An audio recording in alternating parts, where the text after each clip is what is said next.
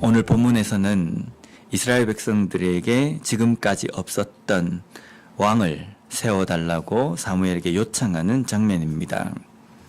이스라엘 백성들이 자신들에게 왕을 세워달라고 요청하는 이유가 무엇일까?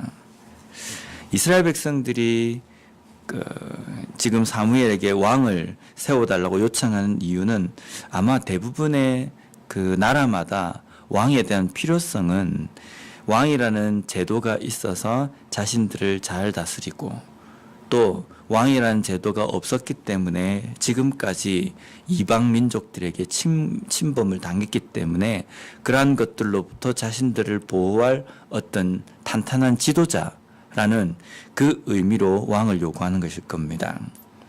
물론 이스라엘 백성들이 가나안 땅에 들어와서 사사시대를 지내면서 수많은 외세의 침략이 있었습니다.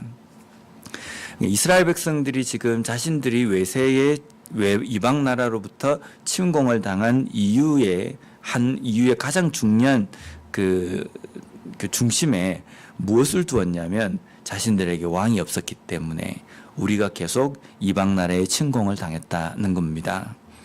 근데 실제 이스라엘 백성들이 외세의 침략을 받고 이방 나라의 공격을 받은 것은 왕이라는 제도가 없었기 때문이 아니라 위대한 지도자가 없었기 때문이 아니라 그 백성들이 하나님의 말씀에 떠나 있었기 때문에 이방 나라로부터 침공을 받은 겁니다. 하나님께서 이방 나라로 하여금 이스라엘 백성들을 치신 이유입니다. 그러니까 지금 이스라엘 백성들이 왕을 요청하는 이것은 자신들이 하나님 앞에 하나님의 말씀으로부터 떠나 있는 자신들의 삶에 대해서는 인정하지 못하고 있는 이유입니다. 그러한 이스라엘 백성들이 사무엘에게 왕이라는 제도를 요구하면서 이렇게 이야기합니다. 5절 말씀을 보면요. 그에게 이르되 보소서 당신은 늙고 당신의 아들들은 당신의 행위를 따르지 아니하니 모든 나라와 같이 우리에게 왕을 세워 우리를 다스리게 하소서 한지라. 지금 이스라엘 백성들이 이유를 댄 것은 당신이 늙었습니다. 그리고 당신의 아들들은 당신의 행위를 따르지 않습니다. 라고 이야기합니다. 근데 실질적으로 이스라엘 백성들이 왕을 요구한 이유는 바로 그 다음에 있습니다. 모든 나라와 같이 우리에게만 없는 그 왕이라는 제도를 우리에게도 달라. 우리도 다른 나라처럼 왕을 세우겠다는 겁니다. 이러한 행동에 대해서 우리가 두 가지로 분석을 할 수 있습니다. 첫 번째, 7절 말씀해 보면요. 여호와께서 사무엘에게 이르시되 백성이 내게 한 말을 다 들으라. 이는 그들이 너를 버림이 아니요 나를 버려 자기들의 왕이 되지 못하게 함이니라. 하나님께서 이렇게 말씀하시는 것을 보았을 때 이스라엘 백성들이 왕을 요구하는 것에 대해서 하나님께서 어떻게 보시냐면요. 첫 번째로는 사무엘을 버리는 것이다 라고 이렇게 말씀하십니다. 왜 이스라엘 백성들이 사무엘을 버린 것이라고 하나님께서 보십니까? 5절 말씀에 읽었듯이 당신은 늙었기 때문입니다 라는 겁니다. 당신이 늙었기 때문에. 우리가 여기서 좀 알 수 있는 것이 사무엘이 늙었기 때문에 사사로서 일을 감당할 수 없는 지경이 되면 그 누구보다도 하나님께서 새로운 사사를 세우실 겁니다. 사무엘이 더 이상 이 일을 감당할 수 없게 된다고 한다면 하나님께서 먼저 이스라엘 백성들을 위해서 지도자를 세우실 겁니다. 그런데 사무엘을 대신하여서 왕을 세우고자 원하는 이스라엘 백성들은 늙은 사무엘을 버린 것이다 라고 하나님께서 말씀하시는 겁니다. 어떤 교수님이 이런 해석을 하시는 것을 제가 들은 적이 있습니다. 이스라엘 백성들이 왕을 요구한 것은 그들이 지금까지 이방 나라로부터 애굽의 압제가 있었고 또 이방 나라와 전쟁을 했는데 다른 나라들은 가만히 전쟁을 할 때 보면 다 군인들이 있고 그 중심에 왕이 있는 겁니다. 화려한 옷을 입고 멋진 투구를 쓰고 또 뭐 아주 그 큰 전차를 딱 타고 아주 큰 목소리로 군대들을 지휘하고 하는 모습을 보니까 있어 보이잖아요. 뭔가 우리가 이길 것 같다, 저 나라가 이길 것 같다, 그런 생각이 드는 겁니다. 근데 자기들은 전쟁에 나가는데 보니까 그렇게 화려한 왕도 없고, 보면은 지도자는 보면 어떻게 보면 참 없어 보이는 지도자, 전쟁하고는 전혀 상관이 없는 그런 지도자, 외형적으로 볼 때에 그렇게 믿음직스럽거나 아니면 눈에 보일 때에 뭔가 화려한 그런 왕이 아니기 때문에 이스라엘 백성들은 늙은 사무엘을 포기하고 정말 외형적으로 왕같이 보이는 왕을 요구한 것이다. 일리가 있습니다.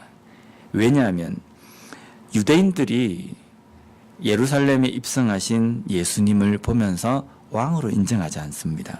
그리스도로 인정하지 않습니다.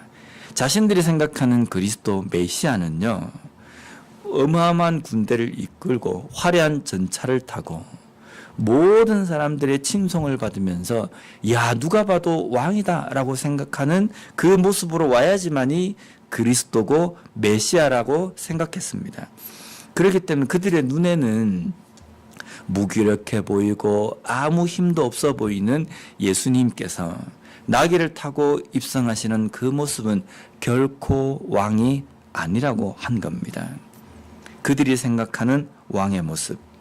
그래서 예수 그리스도를 그리스도로 메시아로 인정하지 않은 유대인의 그 모습이 오늘 이스라엘 백성들이 늙은 사무엘을 버리고 새로운 왕을 세워달라고 요청하는 이 모습과 다를 바가 없다는 겁니다.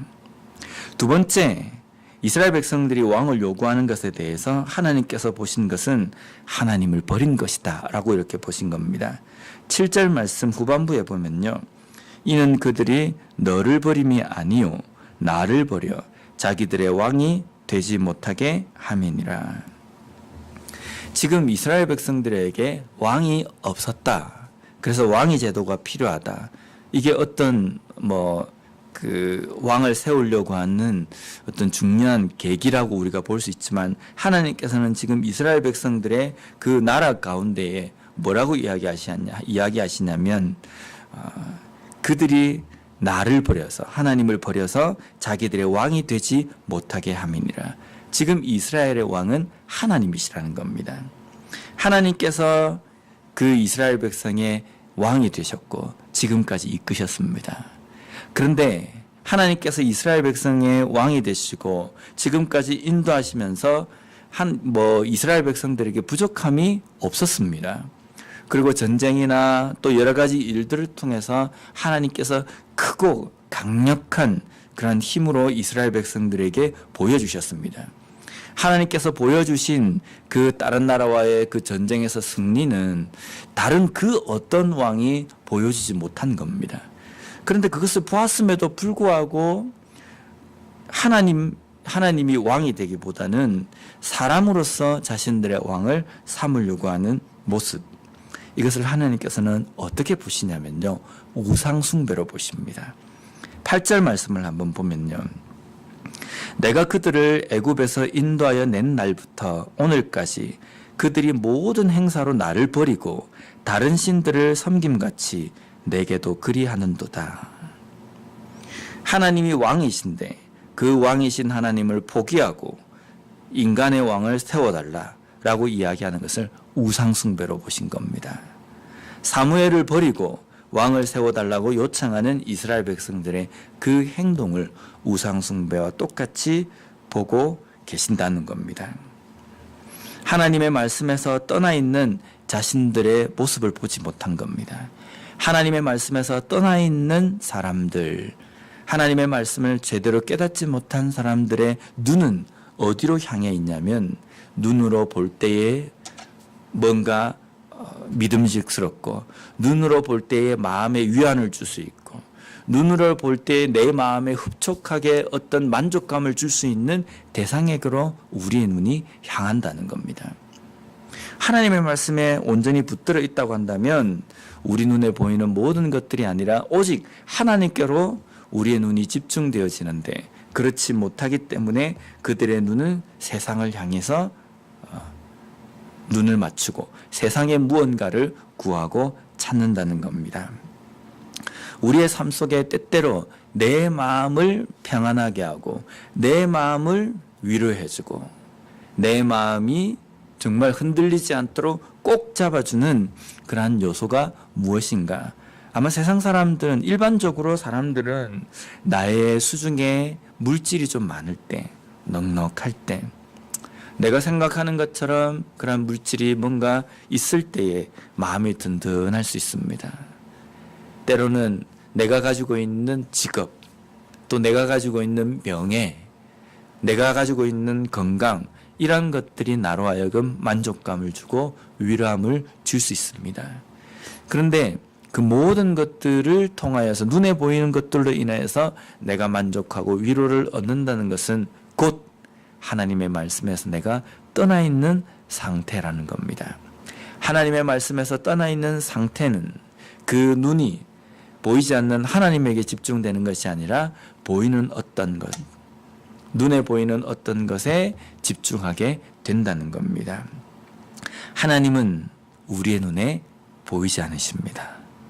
보이지 않으시기 때문에 하나님께서는 우리를 떠나 있는 것도 아니고 아무것도 하지 않는 것이 아니라, 보이지 않지만 보이는 그 어떤 것보다 더 강력하게 우리의 삶을 인도하시고 우리 가운데 역사하십니다. 그 하나님을 우리의 가까이 두고 우리의 가까이 그 하나님이 계심에도 불구하고 다른 것을 쫓는 것은 하나님께서 우상숭배로 보십니다. 우상숭배는 하나님 앞에 반미름적인 것이고 하나님의 말씀에 절대적으로 반대되는 것입니다. 그렇기 때문에 내 삶 속에서 하나님을 의지하지 못하고 눈에 보이는 것들을 의지하는 것이 하나님 앞에 큰 잘못임을 깨닫고 회개함으로 나아가야 합니다. 우리 교회가 의지하는 것은 무엇인가? 보이는 어떤 것인가? 아니면 보이지 않는 하나님이신가? 그것을 우리가 돌아보면 우리 교회가 과연 믿음적으로 잘 세워져 있는지를 우리가 확인할 수 있다는 겁니다. 오늘도 우리의 삶 속에 보이지 않지만 그 어떤 것보다 강력하게 역사하시며 우리를 인도하시는 그 하나님을 온전히 바라며 하나님의 임재하심을 온전히 의지하며 나아가는 우리와 우리 교회가 되었으면 좋겠습니다. 기도하겠습니다.